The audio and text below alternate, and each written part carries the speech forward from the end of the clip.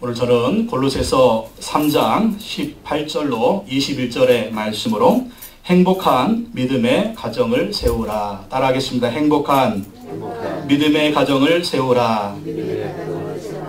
5월은 가정의 달입니다. 행복한 가정, 건강한 가정을 세우시기 바랍니다. 이 가정은요, 정원과도 같습니다. 아름다운 정원을 만들기 위해서 노력을 합니다. 손수 정원을 가꾸든지 아니면 돈 있는 사람은 정원사를 채용해서 정원을 가꾸게 됩니다. 이 행복한 가정을 만들기 위해서도 정원을 가꾸듯이 힘쓰고 애쓰고 노력을 해야 됩니다. 여러분, 아름다운 정원이 하늘에서 뚝 떨어지지 않습니다. 우리 판교에 이렇게 조경을 잘 해놨고 저 중간에 공원이 있고 분당에 가면 율동공원 그리고 중앙공원이 있는데 그게 뚝 떨어졌나요? 아니죠. 누군가 만들었습니다. 그리고 구청에서 시청에서 항상 이 사람들을 동원해가지고 그것을 가꾸니까 그 정원이 아름답게 보이는 것입니다. 가꾸지 않으면 어떻게 될까요? 정원은 정글이 됩니다. 정글은 살 수가 없어요. 여러분, 가정도 정원을 가꾸듯이 가꾸어야 됩니다. 하늘에서 행복한 가정이 뚝 떨어지는 거 아니에요. 하늘에서 행복한 가정이, 건강한 가정이 뚝 떨어지는 게 아닙니다. 식구들이 똘똘 뭉쳐서 행복한 가정, 건강한 가정을 만들기 위해서 노력해야 됩니다. 여러분, 이렇게 한번 보십시오. 집집마다 보면 어느 집은 참 행복하게 잘 살고 있어요. 근데 어느 집을 보면 항상 지지고 볶고 하고 있는 것입니다. 근데 보세요. 왜 그럴까요? 그러니까 행복한 집은 행복한 이유가 있어요. 돈 때문이 아닙니다. 잘 살기 때문이 아니에요. 잘났기 때문이 아닙니다. 연약하고 부족해도 서로가 행복한 가정을 이루기 위해서 조금 양보하고 조금 품어주고 조금 이해하고 조금 손해보고 조금 이런 가정은 행복해요. 근데 어떤 가정? 지지고 볶는 가정은 어떻습니까? 조금도 양보하지 않습니다. 우리가 행복한 가정, 그리고 복된 가정, 그리고 건강한 가정을 삼기 위해서는 정말 성경적인 원리가 있어요. 하나님이 가정을 만드셨기 때문에 가정을 만드신 그분이 이렇게 너희들이 살아야 행복한 가정이 되고 건강한 가정이 된다라고 하는 것을 말씀해주고 있습니다. 어떻게 해야 될까요? 오늘 말씀을 통해서 살펴보도록 하겠습니다. 첫째, 부부는 서로 사랑으로 하나가 되어야 합니다. 따라하겠습니다. 부부는 서로 사랑으로 하나 되어야 합니다. 부부에게 필요한 거는요, 서로 사랑이에요. 오늘 골로새서 3장 18절 19절 말씀 다 같이 한번 한 목소리 읽어보겠습니다. 시작. 아내들아 남편에게 복종하라. 이는 주 안에서 마땅하니라. 남편들아 아내를 사랑하며 괴롭게 하지 말라. 아내들은 남편에게 복종하라고 합니다. 이것이 주 안에서 마땅하대요. 남편은 아내를 사랑하며 어떻게 하라고요? 괴롭게 하지 말라라는 것입니다. 이런 대목이 나오면 여러분 어떤 말씀만 좋아합니까? 남편은 남편 말씀만. 성경이 얘기했잖아. 남편에게 복종하라고. 근데 아내는 어떤 말씀만? 성경이 얘기했잖아. 아내를 사랑하며 괴롭게 하지 말라고. 그러니까 자기 주장만 피면 안 되는 거예요. 여러분 알기는 잘 알죠. 성경 말씀 알기는 잘 아는데 왜 실천이 안 됩니까? 왜 이 말씀이 실천이 안 돼요? 그 이유는 한 가지입니다. 온도의 차이입니다. 어떤 온도? 사랑의 온도의 차이입니다. 여러분, 부부지간에 지금 사랑의 온도가 몇 도입니까? 100도? 결혼했으니까 조금 낮아졌겠죠? 예, 확 잘라가지고 50도? 어떤 분 그래요? 우리 집은 제로예요. 아, 그랬더니 어떤 분은 제로면 다행이게 우리 집은 마이너스야. 이 사랑의 온도입니다. 여러분, 결혼하기 전에 처음 만나 결혼할 때 서로 사랑하긴 했죠. 그리고 주례 선생님 물어보실 때, 주례 목사님 물어보실 때 사랑하십니까? 사랑합니다. 소리가 작습니다. 크게 뒤에 들리기까지 사랑합니까? 예! 하면서 얼마나 그렇게 했습니까?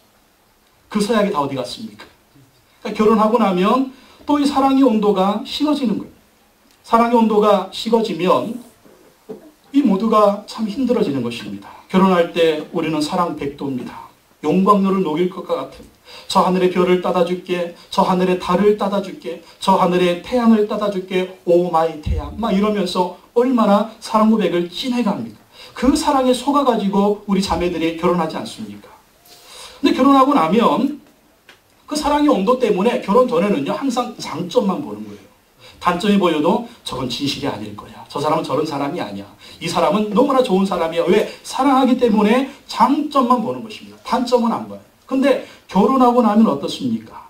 결혼하고 나면 눈에 콩깍지가 벗겨지고 사랑의 온도가 낮아지면서 결혼하면서부터는 이제 뭐만 보이느냐? 장점을 안 보고 단점을 보는 거예요.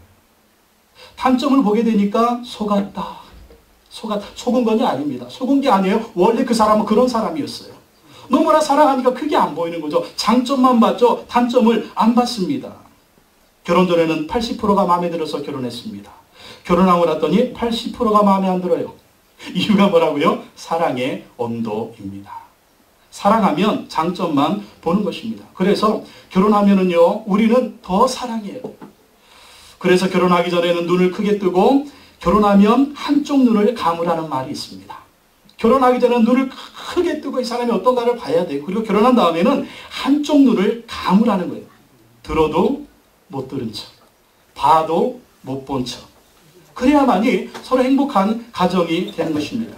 자기 마음에 들지 않는다고 이것저것 지적하기 시작하면은요, 가정 천국이 아니라 가정 지옥이 들어가요. 누구는 뭐 부족한 사람이 없습니까? 다 부족하죠. 부부는 감싸주고 이해해주고 품어줘야 되는데 집에만 들어가면 너 이거 어떻다, 너 이거 어떻다, 너 이거 어떻다, 너 이거 사실 그래서 이제 처음에 결혼한 부부싸움 많이 하지 않습니까? 저도 그런 실수를 참 많이 했습니다. 그러니까 집사람하고 저하고 이렇게 볼 때 참 천상 커플이지 않습니까? 누구는 서로 닮았다고 하는데 괜히 그 얘기 들으면 우리는 참 기분 나쁩니다. 서로가. 예. 결혼하고 했던 실수 중에 제가 했던 실수 중에 뭐냐면 제일 중요한 게 집사람의 옷 입는 것이 제 마음에 안 듭니다. 그러니까 집사람의 체형은 서구 체형입니다. 서구 체형의 사람들은 옷 입는 스타일이 서구형으로 쫙 입어야 멋있어요. 근데 집사람은 옷을 입을 때 항상 이제 여자니까 아기자기한 옷을 참 많이 입었습니다. 그래서 저는 참 그게 마음에 안 들었어요. 그랬다가 아주 칼맞을 얘기를 한마디 했어요. 뭐냐면 당신은 어쩌면 옷 입는 것이 그렇게 마음에 안 들게 입냐. 이 말 하지 말았어야 되는데 아주 처음이니까 아주 제가 몰라가지고 아주 그때부터 도끼가 날라오는데 제 실수였습니다. 그리고 그 이후에도 계속 지적하고 지적했는데 그것이 우리 가정을 행복하지 않게 만드는 도구가 됐어요. 그래서 그때부터 깨달았습니다. 늦게 깨달았죠. 절대로 아내의 잘못을 지적하지 않는다. 그랬더니 행복합니다. 그러니까 서로 성격이 틀리고 스타일이 틀립니다. 저는요 정말 정리정돈을 칼같이 그렇게 하는 걸 좋아합니다. 근데 우리 아내도 잘하지만 그래도 이렇게 좀 할렐루야 스타일로 이렇게 가져가면 안 갖다 놓으시고 이렇게 어디 있는지 모르고 이렇게 뭐 이제 애기들 이게 또 태어나고 하니까 그냥 집안이 원래 뭐 총각대 스타일로 지적하기 시작하면 우리 같이 못 살아요. 특별히 애들까지 나가지고 애들 이러고 있는데 왜 집이 이렇게 그럼 제가 하면 되죠. 그럼 내가 하면 되지. 왜 이렇게 지적하냐 이거. 내가 하면 되지. 내가 치우면 되지. 그래도 치우기 싫어. 그래가지고 아예 말을 안 해. 말을 않고 한 가지 내 책상만큼은 어지르지 마라. 다른 데 다 좋은데 뭐 아이들도 있고 하니까 내 책상만큼은 뭐 책상이 뭐 크지도 않아요. 뭐 이렇게 조그만데 내 책상만큼은 어지르지 말아라. 그랬더니 예주하고 요셉이가 어떻게 시작하니. 그래도 다 이해를 하는 거예요. 다 이해하고 서로 돕는 것입니다. 그랬더니 우리는 싸울 일이 없습니다. 싸울 일이 없어요. 여러분 부부는 서로가 대접받고자 하는 대로 서로 대접해야 됩니다. 이게 참 주님의 진리의 말씀입니다. 대접받고자 하는 대로 대접하라. 남편은 왕처럼 대접받고 싶으면요 아내를 왕비처럼 대접해야 됩니다. 왕자처럼 대접받고 싶으면 아내를요 공주처럼 대접해야 돼요. 아내도 마찬가지입니다. 왕비처럼 대접받으려면 남편을 왕처럼 대접해야 돼요. 부부지간에 서로가 그렇게 해야 된다. 나는 그렇게 하지 않으면서 상대방한테 이렇게 해라, 이렇게 해라, 이렇게 해라. 그러면 안 된다는 거예요. 대접받고자 하는 대로 서로 대접하라는 것입니다. 그리고 부부는요, 말과 행동이 서로에게 격려가 되어야 됩니다. 부부싸움, 뭐 별겁니까? 아무것도 아닌 일에 부부싸움 하는 거예요. 별일도 아닌 일에 부부싸움 하는 거예요. 작은 불씨가 큰 불씨가 되는 것을 볼 수가 있습니다. 왜 그렇습니까? 말 한마디가 서로를 배려하지 않는 거예요. 여러분, 남의 집 귀한 딸 데려다가 아내로 삼았잖아요. 여러분, 남의 집 귀한 아들 데려다가 남편 삼았잖아요. 귀한 분입니다. 귀한 사람입니다. 그렇기 때문에 그분한테 말을 할 때도 배려해서 말을 해야 돼요. 아내한테, 마누라한테, 그리고 남편한테는 막 얘기하면서 옆에 아줌마한테는 어떻게 해요? 천상만 천사처럼 막. 예? 옆에 집 아줌마한테는, 교회 와서 집사님들한테는, 예? 어떻게 얘기해? 권사님한테 어떻게 얘기해? 정말 예의를 얼마나 갖춥니까? 이게 부부지간에 있어야 된다라는 것입니다. 서로의 정서를 생각해야 돼요. 서로의 마음을 생각해야 돼요. 내가 이렇게 하면 저 사람이 어떻게 나올까를 그거 계산해야 됩니다. 그게 지혜로운 사람이에요. 근데 우리는 그게 잘 안 됩니다. 했다가 저기서 이렇게 막 좀 센 소리가 나오면 내 생각은 안 하고 왜 저렇게 센 소리 하는 거야? 내가 가는 말이 셌어요. 왜 저렇게 나한테 막무가내 대하는가? 내가 막무가내 대했어요. 저도 성격이 좀 이렇게 급한 성격이에요. 그래서 뭐 막 이렇게 열이 차면 막 나갈 때가 있어요. 소리가 막 나가면 당연히 저쪽에서 오는 소리도 막 나오는 거죠. 그러면 왜 그럴까? 내가 먼저 말이 막 나갔어요. 그러면 상대방의 말이 막 오는 것입니다. 그렇기 때문에 상대방의 정서를 생각하고 상대방을 이해하고 말을 하고 행동해야 돼요. 내가 정말 신사적으로 말하고 신사적으로 행동한다면 상대도 나에게 신사적으로 말하고 신사적으로 행동이 들어온다라는 것입니다. 특별히 가정에서 술 취해서 술 주정하면 안 됩니다. 폭력을 행사하면 안 됩니다. 그리고 외도하면 안 됩니다. 부부기 때문에 부부는 절대로 하나예요. 서로를 귀하게 여겨야 됩니다. 그리고 절대로 계속하는 얘기지만 부부싸움 하면 안 됩니다. 부부싸움은 어떻게 된다고요? 부부가 싸우게 되면 아이들의 정서를 망친다. 아이들의 상처를 주게 된다는 것입니다. 그래서 어떻게 해서든 집에서는 싸우지 마라. 부부싸움하면 안 됩니다. 그리고 특별히 남편들은 밖에서 스트레스를 집에서 풀면 안 됩니다. 회사에서 스트레스 받은 거, 사업에서 스트레스 받은 거, 또 어떤 물질에 스트레스 받는 거, 그걸 집 안에서 풀으면 안 돼요. 집에 들어오는 순간 그 스트레스는 집 밖에 놓고 들어와야 됩니다. 그래야만이 집 밖의 일은 집 밖의 일이고 가정은 가정입니다. 어떻게 해서든 이 가정은요, 화목한 가정이 되도록 해야 된다는 것입니다. 최근에 대한노인회에서 만 60세 이상 노인 2,541명을 대상으로 효도에 대한 의식 및 노년의 생활 설문조사를 실시해서 발표를 했습니다. 그 중에 가장 위로되는 사람이 누구냐? 이런 질문을 했어요. 할아버지 할머니들한테 가장 위로되는 사람이 누구냐 질문했더니 남성은 68%가 아내라고 답했고요. 여성은 단 34.3%만이 남편이라고 했어요. 그러니까 이 결과 질문의 요지가 뭡니까? 남자는 아내가 필요하고 아내는 남편보다는 자식이 더 필요하다라는 것입니다. 남편은 아내가 제일 필요한데 나이 들수록 아내는요 남편이 아니라는 거예요. 우리가 이것을 통해서 무엇을 깨달아야 될까요? 남편들 깨어서 힘 있을 때 아내에게 잘하시기 바랍니다. 아내한테 잘해야 된다는 거예요. 그래야만이 나중에 나이 들어서 힘이 없을 때 아내의 도움을 받을 수가 있다는 것입니다. 나이 들수록 남자, 여자에게 필요한 것이 있다고 합니다. 나이가 들수록 여자에게 필요한 건 뭐냐? 첫째, 돈. 둘째, 딸. 셋째, 건강. 넷째, 친구. 다섯째, 찜질방. 나이가 들수록 남자에게 필요한 건 뭐냐? 첫째, 아내. 둘째, 부인. 셋째, 와이프. 넷째, 집사람. 다섯째, 마누라. 그러니까 남자는요, 사나 죽으나 나이 들수록 아내가 필요하다는. 그래서 우리 남자들은요, 정말 힘 있을 때 아내한테 잘하는 것이 노대책 잘하는 겁니다. 오늘 성경은 말합니다. 아내들아 남편에게 복종하라. 이는 주 안에서 마땅하니라. 남편들아 아내를 사랑하며 괴롭게 하지 말라. 남편이 아내의 머리입니다. 가정의 머리입니다. 하나님이 세우신 영적인 질서입니다. 그래서 그 가정의 가장은 남편입니다.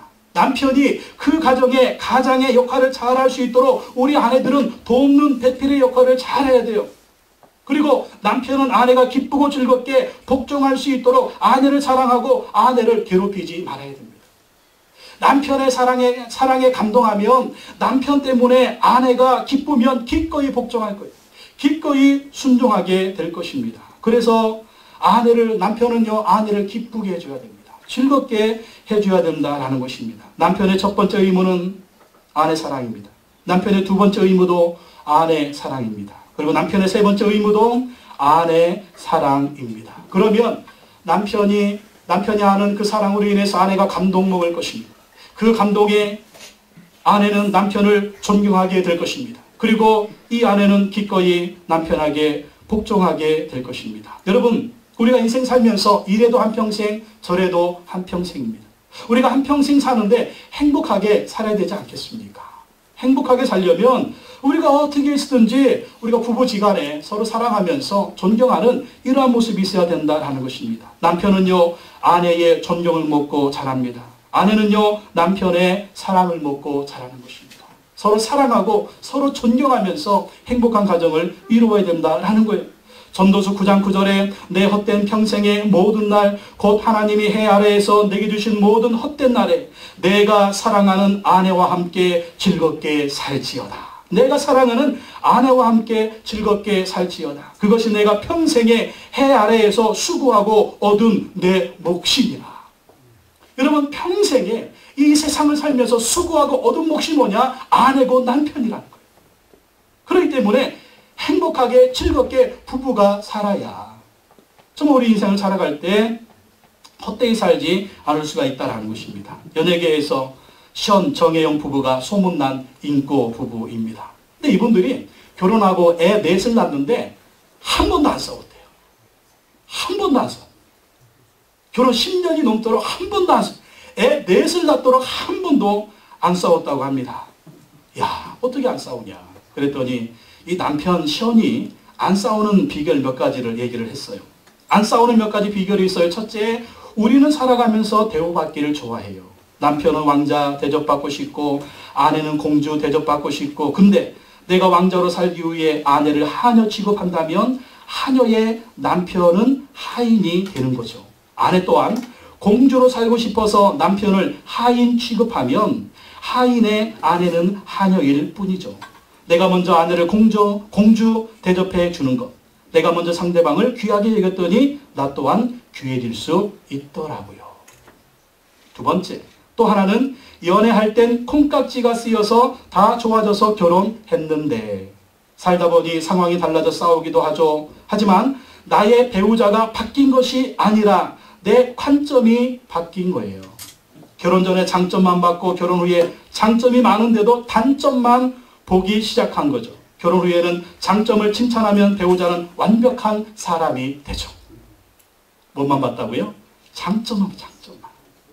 결혼 전에 장점 봤듯이 결혼 후에도 장점만 보니까 싸우지 않더래요. 세 번째가 가장 중요한데 오늘을 마지막으로 생각하면서 살아가는 것입니다. 오늘 우리 부부가 마지막으로 산다. 오늘이 마지막이라면, 오늘이 허락된 시간이 마지막이라면 사랑에도 부족하다는 거예요. 사랑에도 부족한데 싸우고 내일 정말 죽음의 이별에 있다면 얼마나 후회스럽겠어요. 얼마나 후회스럽겠어요. 사랑해 줄 걸, 더 잘해 줄 걸, 더 이해해 줄 걸, 더 아껴 줄 걸. 그렇지 못하면은 슬픔이 온다라는 것입니다. 이 소중한 시간, 사랑하는 사람과 싸우기에는 너무나 아깝다라는 거예요. 그래서 사랑하자. 오늘이 마지막일 수가 있다. 오늘이 마지막일 수 있다. 오늘이 마지막인 것처럼 사랑하며 살겠습니다.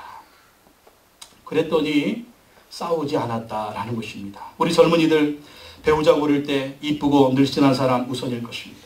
그러나 결혼하고 나면은요, 이쁘고 늘씬한 거 얼마 못 갑니다. 한 3개월 갈까요?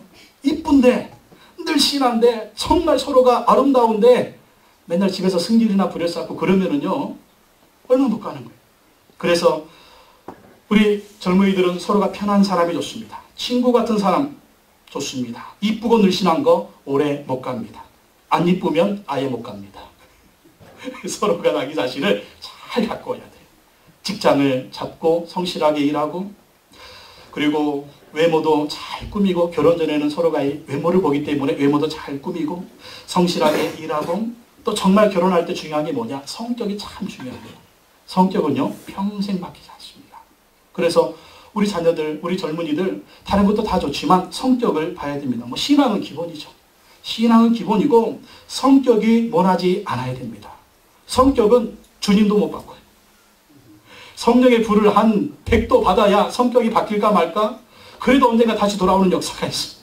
확 바뀌어야 되는데 잘 안 바뀝니다. 그래서 아예 결혼할 때 성격이 좋은 사람으로 해야 됩니다. 그래야 인생이 피곤하지 않습니다. 한성질하는 사람, 결혼하고 났더니 나한테 한성질해. 터프한 사람, 결혼했더니 나한테 터프해. 이러면 안 되는 거예요. 성격이 좋은 사람 해야 됩니다. 친구 같은 사람, 말이 통하는 사람. 결혼했더니 말을 안 해. 대화가 없어. 말이 통하는 사람, 편한 사람. 매사에 성실한 사람. 또 중요한 게 있어요. 뭡니까? 유머가 있는 사람. 맨날 얼굴 보고 사는데 재밌어야죠. 유머가 있는 사람. 이런 사람이 좋습니다. 여러분, 우리 젊은이들 그런 사람 고르시고요. 예, 집안도 중요할 것입니다. 학벌도 중요할 것입니다. 돈도 중요할 것입니다. 근데 결혼했더니 그게 단가요? 평생 같이 사는데 아름다운 믿음의 배우자들, 우리 젊은이들 고르시고 우리 또 자녀들이 그러한 배우자를 만날 수 있도록 기도하시기 바랍니다. 보는 눈이 없다면 어른들이 봐줘야 돼요. 애들이 보는 눈이 없다. 어른들은 착 보면 알잖아요. 부모님이 봐줘야 됩니다. 그래서 우리 아이가 평생 행복하게 살 수 있도록 도와줘야 됩니다. 두 번째, 자녀들은요, 부모에게 효도해야 됩니다. 골로새서 3장 20절 다 같이 읽겠습니다. 시작. 자녀들아, 모든 일에 부모에게 순종하라. 자녀들아, 모든 일에 부모에게 순종하라. 무슨 말입니까? 자녀들은 부모에게 효도하라는 거예요. 이는 주 안에서 기쁘게 하는 것이다. 하나님이 기뻐하는 사람이 있는데 누구를 기뻐하신다? 효도하는 자녀들을 하나님이 기뻐하신다. 하나님이 기뻐하시면 어떻습니까? 하나님이 그 자녀들을 복 주신다는 것이죠. 효도하는 자녀들을 하나님이 기뻐하시고 그 자녀들에게 하나님이 복을 주신다는 것입니다. 신명기 5장 16절에 너는 내 하나님 여호와께서 명령한 대로 내 부모를 공경하라. 그리하면 내 하나님 여호와가 내게 준 땅에서 내 생명이 길고 복을 누리리라. 효도하는 백성들을 하나님이 복을 주시고 장수의 복을 주신다는 것입니다. 에베소서 6장 1절로 3절에 자녀들아 주 안에서 너희 부모에게 순종하라. 이것이 옳으니라. 내 아버지와 어머니를 공경하라. 이것은 약속이 있는 첫 계명이니 이로써 내가 잘되고 땅에서 장수하리라. 효도하는 하나님의 백성들을 하나님이 복을 주시고 잘되게 하시고 장수하게 하신다라는 것입니다. 여러분 성경에 보십시오. 효자를 하나님이 축복해 주셨는데 특별히 룻기에 보면 룻이라고 하는 이방 여인이 나옵니다. 이 룻은요 유대인이 아니에요. 이스라엘 백성이 아닙니다. 히브리 백성이 아닙니다. 근데 이 룻은요 이방 여인, 모압 여인입니다. 모압 여인인데 그 모압 땅에 유대인 부부가 가서 결혼했습니다. 결혼해서 두 아들이 있었는데 그 두 아들을 모압 여인들하고 며느리에 맞아서 결혼을 시켰습니다. 그런데 그 집에 남편이 죽게 됐어요. 두 아들이 죽게 됐습니다. 젊을 때 이 남편이 죽었으니까 이 시어머니가 룻에게 얘기합니다. 젊어서 네가 혼자 되면 어떻게 살겠니? 친정으로 돌아가서 새 남편을 맞이해라. 아 그랬더니 룻이요? 한 거예요. 어머니가 홀로 됐어요. 시아버지도 죽었고 자식도 다 죽었어요. 내가 어머니를 돌보지 않으면 누가 돌보겠습니까? 어머니의 하나님이 내 하나님입니다. 어머니의 나라가 내 나라입니다. 나는 결코 어머니를 떠나지 않겠습니다. 그리고 어머니를 따라서 베들레헴에 오게 됐습니다. 근데 하나님이 어떻게 축복하십니까? 이 룻이 보아스라고 하는 사람 만나서 결혼하게 되는 거예요. 동네 소문이 쫙 퍼졌습니다. 룻이라고 하는 모압 여인이 왔는데 효녀다. 효녀. 얼마나 시어머니를 잘 봉양하는지 저런 여인이 없다. 동네 소문이 확 퍼졌어요. 거기에 제일 잘 살고 부자였던 보아스라고 하는 사람이 있었습니다. 유대인들은 전통이 있었죠. 만약에 손을 잇지 못하면 그 친척 중에 그 가족 중에 누군가가 그 사람하고 결혼을 해서 손을 잇게 해주는 그런 전통이 있었어요. 그렇기 때문에 나중에 이 보아스라고 하는 사람이 룻에 대한 소문을 듣고 룻과 결혼하게 됩니다. 그랬더니 이 보아스와 룻 사이에 누가 태어나느냐? 오벳이 태어나는 거예요. 이 오벳이 누구를 낳게 되느냐? 이새를 낳게 되는 거예요. 이새가 누구를 낳게 되느냐? 다윗 왕을 낳게 되는 것입니다. 그리고 다윗의 후손으로 누가 오십니까? 예수 그리스도가 오시는 것입니다. 부모님께 효도했더니 이방 여인이 다윗의 조상이 되었고 우리 주 예수 그리스도의 조상이 되었고 이 예수 그리스도의 족보에 들어가는 엄청난 하나님의 복을 받은 것입니다. 효도하는 자를 하나님이 하늘과 땅에 엄청난 축복을 그 약속대로 이루어 주시는 것입니다. 미국의 초대 대통령 조지 워싱턴은 뱃사람으로 평생을 살 계획을 가지고 살았습니다. 그래서 선원이 되기 위해서 뱃사람이 되기 위해서 짐을 싸들고 배를 타려고 가고 있었습니다. 그런데 어머니가 아들이 저 바다에 가면 언제 죽을지 모르는데 가지 말라고 눈물을 흘리면서 쫓아오는 겁니다. 어머니의 눈물을 보고 이 워싱턴이 안 되겠다. 그래서 하인한테 얘기했습니다. 배에서 내 짐을 가져와라. 어머니를 슬프게 하면서까지 내 꿈을 쫓을 수는 없다. 그리고 뱃사람 되기를 포기했다라는 거예요. 그랬더니 어머니가 하는 말이, 아들아, 부모를 공경하는 자를 하나님께서 복 주신다는 성경 말씀처럼 내 장래에 큰 축복이 있을 것이다. 어머니가 축복해 줬어요. 뭘로? 하나님의 말씀으로. 그랬더니 조지 워싱턴은 어떤 사람이 됐습니까? 뱃사람이 아니라 미국이라는 데를 움직이는 대통령이 된 것입니다. 여러분, 효도하시기 바랍니다. 효도하면 하나님이 책임지고 복을 주십니다. 하나님이 하늘의 복과 땅의 복을 부어주시는 것입니다. 세 번째, 부모는요, 자녀들을 하나님의 사람으로 키워야 합니다. 부모는 자녀들을 하나님의 사람으로 키워야 된다. 골로새서 3장 21절 다 같이 한번 읽겠습니다. 골로새 3장 21절 시작. 아비들아, 너희 자녀를 노엽게 하지 말지니 낙심할까 함이라. 아비들아, 너희 자녀를 노엽게 하지 말지니 낙심할까 함이라. 이 아비들은요, 부모 모두를 가리키고 있습니다. 어머니, 아버지, 부모가 할 일이 무엇이냐? 자녀를 노엽게 하지 말라. 노엽게 한다는 말은 뭐냐면 상처 주지 말라. 자녀에게 상처 주면 우리 아이들이 낙심하게 됩니다. 낙심하게 되면 자존심을 잃어버리고 자긍심을 잃어버리고 이 자아감이 굉장히 낮아지고 약해지는 거예요. 그리고 이 마음에 분노가 있어요. 분노. 상처 많은 아이들은요, 그 마음에 분노가 있어요. 그래서 말하는 것도 분노가 나오고 삶의 분노가 가득 차게 된다는 것입니다. 몇 주 전에 집에 들어갔더니 예주가, 예주 저 5살짜리가 뭐 알겠어. 집에 딱 들어와서 하는 말이 뭐냐면, 엄마, 난 집에 오니까 너무 행복해. 아니, 5살짜리 애가 뭐 알아요. 근데 저희 입에서 나오는 말이, 엄마, 나는 집에 오니까 너무 행복해. 여러분, 자녀들의 우리 집 자랑하려고 하는 게 아니라 여러분의 가정에 자녀들이 이 고백이 있어야 될 줄로 믿습니다. 언제나 가정은 자녀들이 들어왔을 때 품어주는 장소가 돼야 돼요. 행복을 느끼는 장소가 돼야 됩니다. 여러분, 우리 자녀들의 피난처가 가정이 돼야 돼요. 아이들이 부모에게 가장 듣기 싫어하는 말이 있습니다. 첫째, 공부 좀 해라. 공부가 인생의 전부입니까? 두 번째, 동생이 뭘 배우겠어? 세 번째, 커서 뭐가 될래? 네 번째, 너 왜 맨날 그 모양이니? 다섯 번째, 한 번만 더 그래봐라 가만두지 않을 테니까. 이 말을 제일 싫어합니다. 아이들이 부모에게 가장 듣기 좋아하는 말, 첫째, 너를 정말 사랑한단다. 사랑이 최고입니다. 두 번째, 오늘 하루 가장 즐거운 일은 뭐였니? 관심이죠. 대화죠. 세 번째, 틀려도 괜찮아. 내가 정말 열심히 했으면 그것으로 충분한 거야. 틀리기만 해봐. 한 대 틀리면 한 대. 이러지 말라는.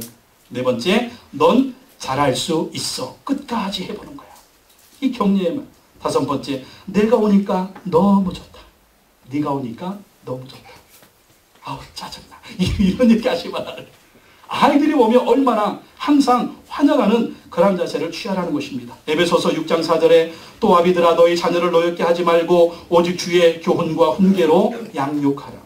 잠언 22장 6절 말씀에 마땅히 행할 길을 아이에게 가르치라. 그리하면 늙어도 그것을 떠나지 아니하리라. 어떻게 양육하라고요? 주의 교훈과 훈계로 양육하라. 무엇입니까? 신앙교육이 참 중요하다는 거예요. 신앙교육이. 신앙교육이 왜 중요합니까? 하나님을 경외하도록 가르치는 게 왜 중요합니까? 우리는요, 분명한 사실이 있습니다. 자녀들보다 먼저 세상을 떠날 것입니다. 내가 이 세상 떠나면 우리 자녀들 누가 책임져 주겠어? 누가 보호해 주겠어? 누가 복을 주겠습니까? 우리는 떠나도 하나님이 여전히 살아계십니다. 여전히 살아계시기 때문에 하나님이 돌봐주셔야 돼요. 하나님이 복을 주셔야 돼요. 하나님이 붙들어 주셔야 됩니다. 그렇기 때문에 우리 자녀들에게 하나님을 잘 섬기도록, 하나님의 복을 받도록 해야 된다라는 것입니다. 링컨 대통령의 어머니 낸시는 아들이 말을 시작할 때부터 매일 성경을 읽어주었다고 합니다. 링컨이 10살 때 어머니가 세상을 떠나갑니다. 이 정말 핏덩이 같은 아들을 놔두고 링컨의 어머니가 링컨이 10살 때 세상을 떠나면서 얼마나 이 아이를 어떻게 해요. 그런데 이 링컨의 어머니 낸시는 떠나면서 아들한테 이런 유혹을 했습니다. 10살 먹은 아들한테 나는 너에게 100에이커의 땅을 물려주는 것보다 이 한 권의 성경책을 물려주는 것을 진심으로 기쁘게 생각한다. 에이브야, 너는 성경을 부지런히 읽고 성경 말씀대로 하나님을 사랑하고 이웃을 사랑하는 사람이 되어다오. 이것이 나의 마지막 부탁이다. 어머니 유언이었어요. 그 어머니 유언을 붙들고 부지런히 링컨은 성경 읽고 책을 읽고 그 인생을 개척해 나갔습니다. 힘들고 어려운 일이 많았지만 마침내 미국의 16대 대통령이 되었습니다. 흑인 노예들을 해방시키고 지금도 미국 사람들이 가장 존경하는 위대한 대통령이 되었다는 것입니다. 어머니의 신앙을 물려받았어요. 링컨이 이렇게 얘기했습니다. 내가 성공을 했다면 오직 천사와 같은 어머니의 덕이다. 내가 성공을 했다면 오직 천사와 같은 어머니의 덕이다 라고 했습니다. 세계적인 부자 록펠러는 어려서부터 너무 가난했기 때문에 돈을 벌어서 어머니를 도와야 했습니다. 어머니는 어렸을 때부터 록펠러에게 11조를 가르쳐 주었습니다. 그 후에 록펠러는 엄청난 축복을 받아 세계적인 부자가 된 것입니다. 11조 신앙. 강용호 박사님은 맹인이었지만 두 아들을 의학 박사와 법학 박사로 키웠습니다. 기독교 명문 가정을 이루고 작년에 천국에 가지 않으셨습니까?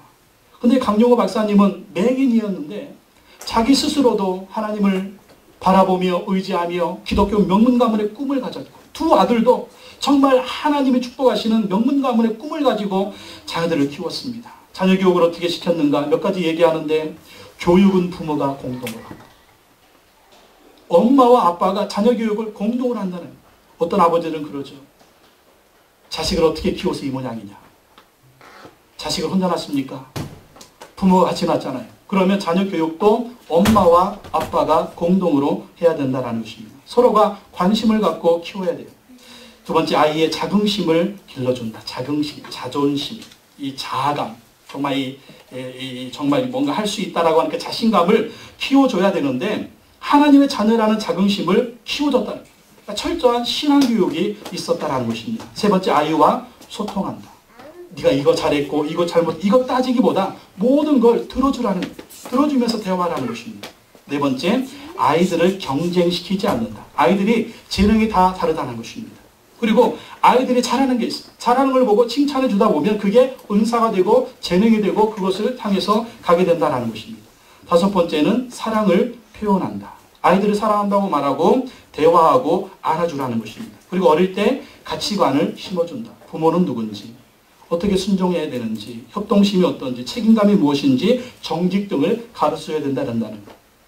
그리고 성장 단계별로 맞춤 교육이 필요하다. 독서 교육을 해주는 것입니다. 그리고 어떤 사람이 될 것인가라고 하는 독서를 통해서 역할 모델을 찾게 해줘야 된다는 것입니다. 시험에 답안지를 맞추는 것보다 인생을 어떻게 살아가야 하는가를 가르쳐줘야 된다는 거예요. 그래서 중학생 때는 아이들과 대화를 많이 하고 함께 시간을 보내야 된다는 거예요. 청소년기에. 청소년기에 아이들하고 시간을 많이 갖고 대화를 많이 해야만이 이때 아이들이 우리 부모는 존경할 만한 사람인가 존경하지 못할 사람인가를 이때 결정한다. 그러니까 20세 이전에 우리 자녀들한테 그러한 자세를 갖춰주어야 존경을 받게 된다는 것입니다. 마지막으로는 청바지에 운동화만 신어도 자녀 교육 투자에 제일 우선점을 두어라. 내가 못 먹고 못 입어도 우리 아이들을 교육을 잘 시켜서 그 아이들이 정말 성공적 인생을 살 수 있도록 도우라라는 것입니다. 어떤 분이 라디오 프로에 나왔는데 요구르트 아줌마였습니다. 요구르트 아줌마. 이 요구르트 아줌마가 목소리가 얼마나 큰지 이분이 한번 뜨면 동네가 막 떠나가도록 소리를 그렇게 지르신대요. 요구르트 왔습니다. 그렇게 얘기를 했겠죠. 근데 집안에서 얼마나 목소리가 큰지 애들이 막 이렇게 뒹굴 때 있잖아요. 학교 가야 되는데 안 일어나고 막 뒹굴 때 이 요구르트 아줌마가 하는 말이 있답니다. 어떤 말 했냐면 이 흥할 놈아 일어나. 이 박사될 놈아 일어나. 그러면 자녀들을 깨웠대요. 이 흥할 놈아 일어나. 이 박사될 놈아 일어나. 그렇게 해서 아이들을 깨웠답니다. 그리고 학교 보냈는데 공부시켰는데 정말 그가 외친 대로 소리 지른 대로 아들이 중학교 교사가 되고 또 한 아들은 박사가 됐대요. 아마 예수 믿는 분인 것 같아요. 내가 자식들한테 무슨 말을 하느냐 그 말을 나도 듣고 그 말을 자식들도 듣게 된다는 것입니다. 매주 목요일마다 전도를 하는데 사연동에 있는 호랩산 순복음교회 목사님 부부하고 매주 목요일마다 품앗이 전도를 합니다. 이번 주에 우리 교회에서 했고 다음 주에 그 교회 가서 이제 전도를 할 것입니다. 근데 이분들이 중국 선교사를 몇 년 사역하고 돌아와서 3년 전에 이 사연동의 교회를 개척을 했어요. 아들이 하나 있고 딸이 있는데 이 딸이요 중학생이었어요. 중학생이었는데 와서 중학교 다니다가 어떻게 해가지고 예고에 들었어요. 예고의 피아노 학과 전공원에 들어갔는데 1학년 때부터 꼴찌였대요. 1학년 꼴찌. 이 예고는 뭐 시험 보면 이렇게 다 등수를 게시판에 써가지고 게시판에 붙여놓는데 1등부터 꼴찌까지. 근데 이 얘가, 이 딸이 맨날 꼴찌, 맨날 꼴찌. 이름이 문서울인데, 그러니까 선교사로 갔다 왔으니 기초가 없는 거죠. 이 학업에 기초가 없으니까 시험 보면 맨날 꼴찌 하는 거예요. 그래가지고 이름이 문서울인데 1등 누구? 꼴찌 문서울. 그게 그냥 그렇게 막 붙었대요. 근데 이제 대학을 들어가야 되는데 피아노 학과가 목표입니다. 아빠가 교회 개척을 했으니 주일마다 어떻게 해야 돼요? 교회 와야죠. 또 교회 와서 뭐 해야 돼요? 반주해야지. 피아노 칠 사람이 없으니까. 그렇게 주일마다 와가지고 피아노 치고, 뭐 개척교회니까 뭐 레슨 할 수 있어요? 레슨비가, 우리 전에 집사님이 딸내미 이렇게 뭐 음대 들어가려고 하는 거 보니까 악기도 막 이러고 레슨비도 막 수억 들어가고, 그렇게 애쓰고 힘써 봐야 이 들어갈 때는 몇 군데 이 명문은 이 몇 군데 이게 정해져 있는데, 그렇게 그냥 했는데 그래도 힘든 그 음대가. 그런데 얘는 레슨도 제대로 못 받고, 얘는 뭐 주일마다 와서 또 피아노 교회 반주하고 그러면서 이 준비를 했다는 거예요. 그래서 대학에 들어갔는데 어디 들어갈게요?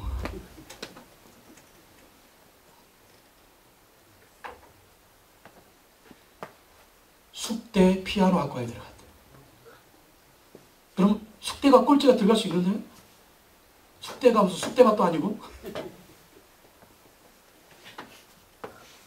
하나님이 은혜를 주신 줄로 믿습니다. 아, 우리 애들 그렇게 공부를 잘했는데, 아니 우리 애들 그렇게 탑이었는데 시험 볼 때 하필이면 그때 그냥 한두 문제 잘못 봐가지고 그냥 좀 미끄러지는 그런 경우가 얼마나 많습니까? 하나님의 은혜가 임하면 될 줄로 믿습니다. 여러분, 아이들 실력이요, 거기서 거기에요. 거기서 거기입니다. 노력하는 애들 보면, 공부 잘하는 애들 보면 거기서 거기입니다. 거기서 뭐가 임하게 되느냐? 하나님의 은혜가 조금만 임하면, 아니 잘하는 애들도요, 막 연주하다가 그날 스트레스 안 좋아가지고 삑 소리만 나도 안 되는 거예요. 근데 못하는 애들도 그날 그냥 얼마나 은혜가 충만하고 성령 충만하고 믿음 충만하고 그냥 감격 충만하고 은사가 충만하지, 그냥 막 이렇게 성령님이 손잡아 주셔가지고 막 이게 막 날렸다. 그거 보고 합격하는 거예요. 뭡니까? 하나님의 은혜가 있어요. 하나님의 은혜. 그 하나님의 은혜는 누구에게 임합니까? 오늘 이 자리에 나와서 예배하는 자, 오늘 이 자리에 나와서 하나님을 경배하는 자, 그 사람의 평생 하나님이 붙들어 주실 줄로 믿습니다. 여러분도 은혜 충만하시고, 여러분 자녀도 은혜 충만하셔서 정말 기독교 명문 가문을 이루시고 행복한 가정을 이루시고 건강한 가정을 이루시기를 예수님의 이름으로 축원합니다. 기도하겠습니다. 하나님 아버지, 감사합니다. 하나님이 가정을 만들어 주셨습니다. 우리를 부부로 만들어 주셨습니다. 자녀를 주셨고 부모를 주셨고 형제를 주셨습니다. 하나님, 이래도 한평생이고 저래도 한평생입니다. 한평생 이 세상을 살아가면서 행복한 가정을 세우게 하여 주옵소서. 서로 사랑하며 행복한 가정을 이루며 살게 하여 주옵소서. 우리 부부도 건강하게 하시고 우리 자녀들도 건강하게 하시고 우리 부부도 하나님을 잘 섬기게 하시고 우리 자녀들도 이것을 본받아 본대로 배운 대로 들은 대로 우리 자녀들도 아름답게 가정을 세워가 행복한 가문을 이룰 수 있도록 축복하여 주시옵소서. 아버지 하나님이 이 올달 가정의 달입니다. 행복하지 못했습니까? 서로 사랑하지 못했습니까? 서로 싸웠습니까? 회개하게 하시고 특별히 자녀들 앞에 상처를 줬습니까? 회개하게 하시고 하나님 앞에서 하나님이 기뻐하시는 아름다운 가정, 건강한 가정, 행복한 가정을 세워갈 수 있도록 우리를 도와주시옵소서. 성령님 도와주옵소서.